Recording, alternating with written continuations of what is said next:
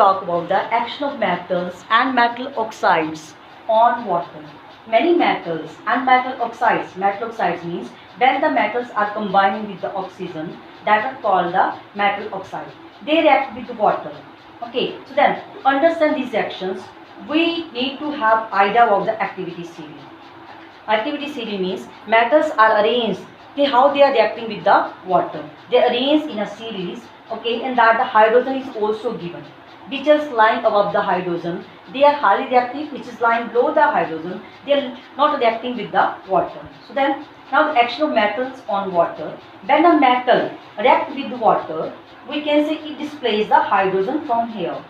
Means it takes away the hydrogen from here. So we can say higher than metal in the activity series, then more is reactive. As we can see in the series, the metal which is lying higher than the hydrogen, they are reactive, and which is lying below the hydrogen, they are not reacting with the water. Which is lying at the top, they are more vigorous. Their highly reactive metals are there. So we can say like the potassium at the top is given.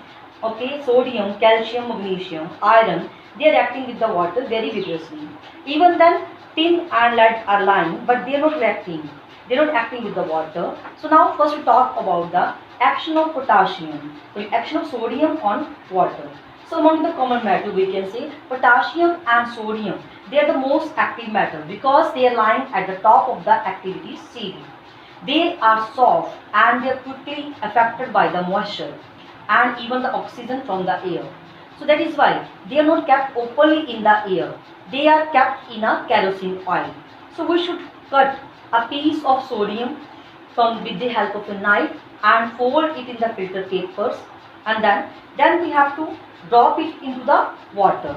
Then what you will see, metals, sodium metal soon will change into white globules. Globules mean white colored balls that will not sink in the water. Even then they move toward the surface, and then with this sound will be produced, hissing sound will be heard, and even the yellow spark will be there with the pop. Then we can see, and even the resulting solution will be a alkaline that turn the red litmus paper to a blue. And then sodium we can say as is react with the water, it form the sodium hydroxide and liberate the hydrogen, and the same way we can say is exothermic reaction is there. So that is why metals melt to form globules, and then hydrogen burn with the smoke, and yellow sparks are produced by small particles of sodium. And then the sodium it gives yellow color to the flame. Even we can do it by spraying some common salt over the flame in the kitchen stove. You can see it will impart yellow color to the flame. Then next is we are talking about the potassium. Potassium as the top of the activity series, it reacts with the water with a very fast speed and forms sodium hydroxide, and the hydrogen will be there. And then only difference is there, sodium form the yellow color spark, it form the violet color flame. It does not form a yellow color, it form the violet color flame is here, and also it's alkaline in nature as it turns the red litmus paper into a blue. So then next is calcium. Calcium is heavier than water, so that is why metal piece will be sink into the water. But with the evolution of the hydrogen will be start with a good speed, but slowly slow down. And then because it produces a line which make a coating around the metal. So calcium hydroxide we can say is much less soluble as compared to sodium and potassium. So that is why it form a cloudiness, that make the solution to be a cloudy. Then we can say the solution is alkaline and it turn the red litmus to blue. So next is we can say magnesium. Magnesium is less reactive than potassium, sodium and calcium.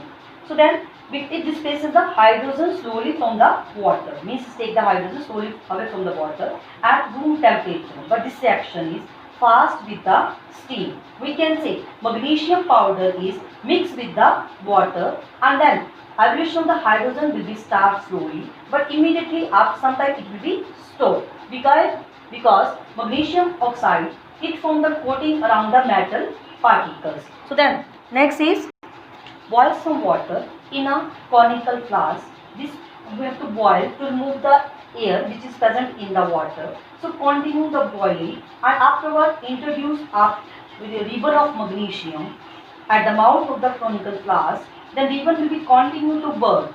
Then in steam or water vapors, then you can see the flames color will be changed. In air, magnesium burn with the dazzling white flame, but in a steam, it gives us orange flame due to burning of the liberated hydrogen. And then particle of magnesium will falling in the water to make it alkaline. So we will find the mixture will be turned red litmus to bleach. Next is action of iron over the water. So then, though iron is above the hydrogen, you can see in that PVCD, but it is less reactive as compared to magnesium and other metals. So then, iron displaces the hydrogen only to the water. Then steam is passed over the red hot metal.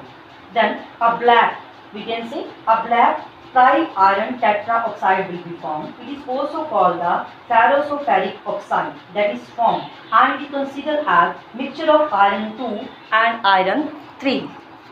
Action of water on metal oxides. As oxides of highly active metals like we can say potassium, sodium and calcium react fastly with them and they are also exothermic in nature, means produce the heat with water to form the hydroxides of metal. Then we can say as we move down in the activity series, the reactivity of the metal oxide with the water decreases. We can say magnesium oxides, it forms the magnesium hydroxide to a small extent. Same way with the aluminium, zinc and the iron is also happening.